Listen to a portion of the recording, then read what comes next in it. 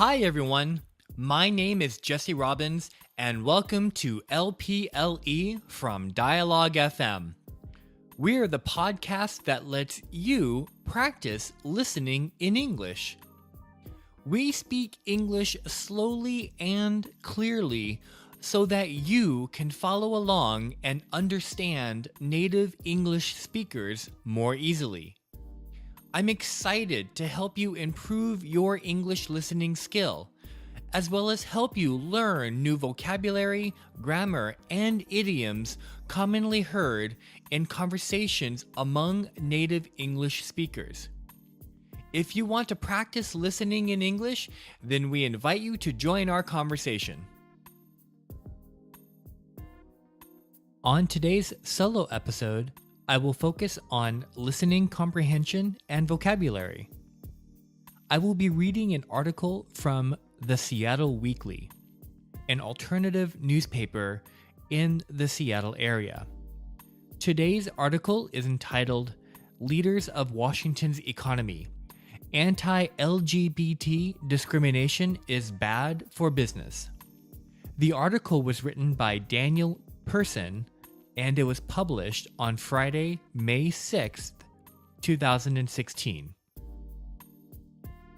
An interesting outgrowth of the otherwise depressing state of affairs regarding LGBT rights in the South has been the strain it's created between two pillars of the political right: Christian conservatives and big business.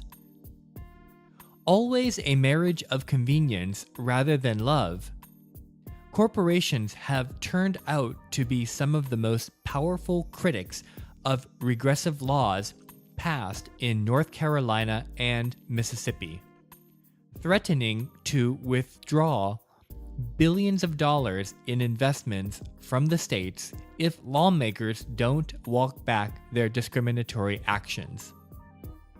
As financial columnist James Surowiecki wrote in The New Yorker a few weeks ago, while the Christian right and big business long put up with each other for political expediency, the LGBT fight shows how far that bargain has eroded. To many conservative business leaders, today's social conservative agenda looks anachronistic and is harmful to the bottom line.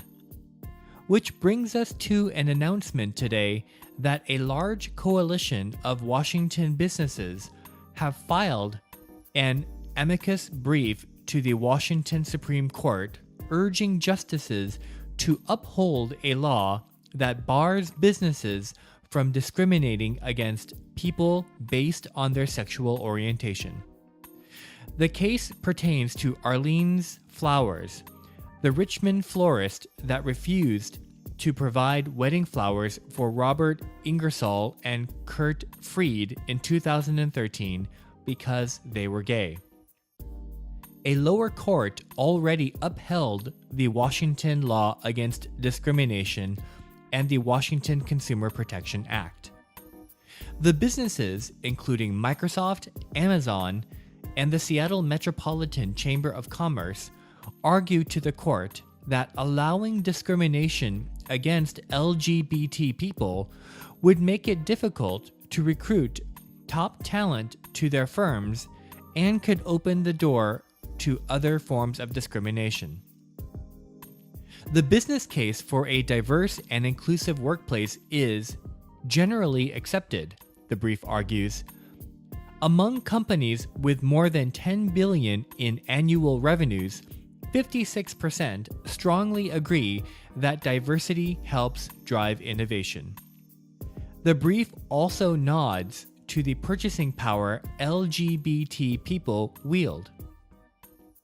In 2012, lesbian, gay, bisexual, and transgender adults in the US represented $790 billion in total buying power, a significant force in local economies, it reads.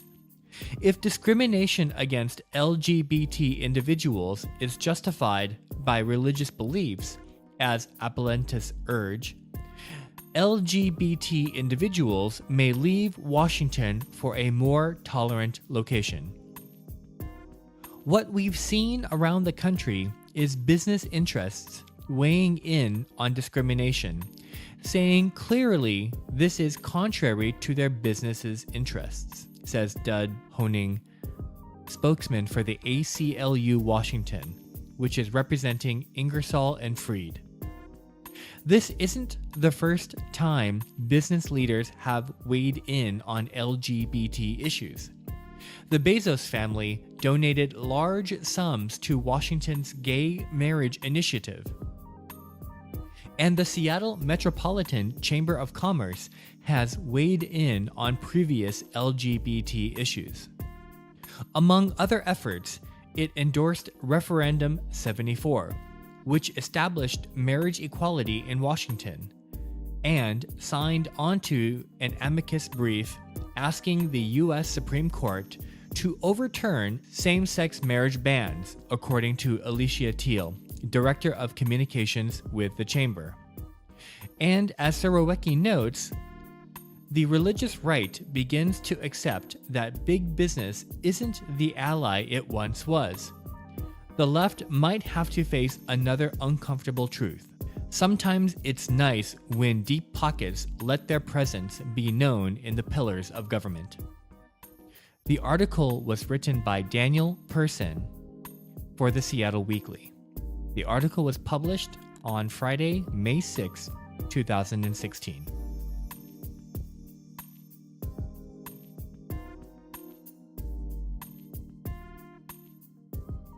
Thank you for listening to this episode of LPLE. Let's practice listening in English from Dialogue FM.